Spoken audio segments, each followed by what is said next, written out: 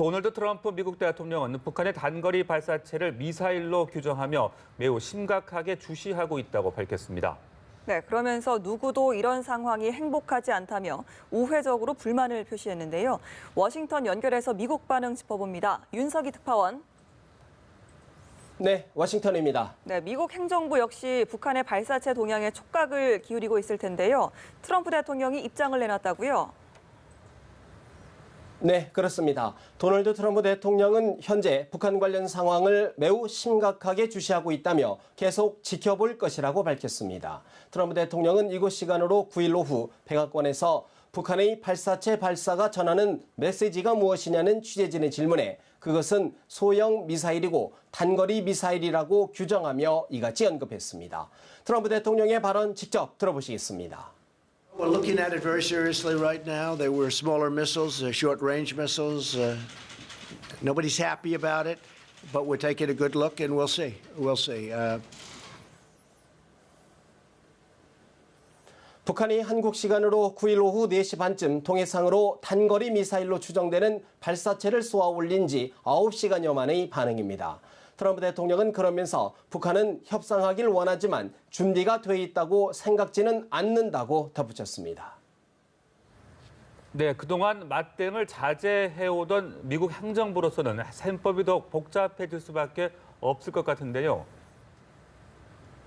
네, 그렇습니다. 트럼프 대통령은 앞서 지난 4일 북한이 단거리 발사체를 발사했을 당시에도 김정은은 나와의 약속을 깨고 싶어하지 않는다며 인내심을 표시했는데요.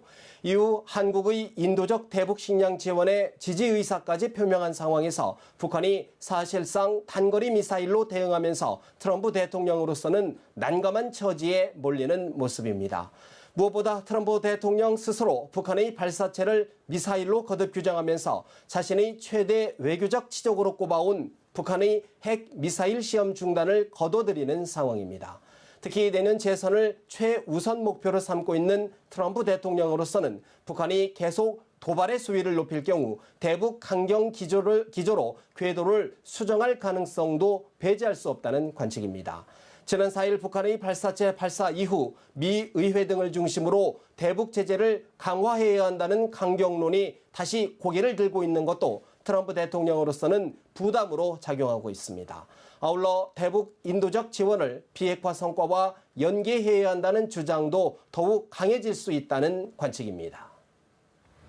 네, 북한 발사체 발사 당일에 미국 공군이 대륙간 탄도미사일을 시험 발사한 것을 놓고도 여러 가지 해석이 나오고 있는데요.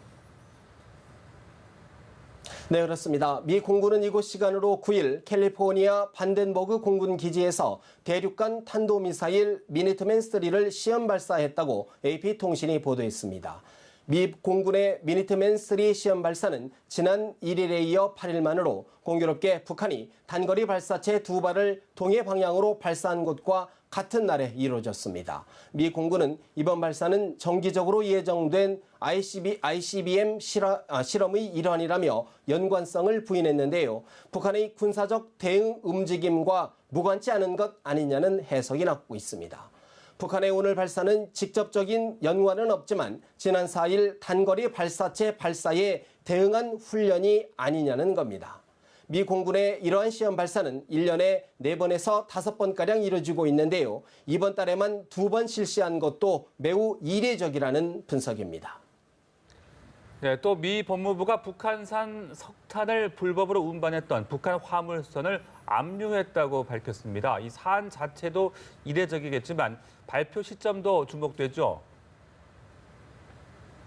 그렇습니다. 미 법무부는 북한산 석탄을 불법적으로 선적하고 운송한 혐의를 받는 북한 화물선 와이즈 어니스트호를 압류했다고 밝혔습니다.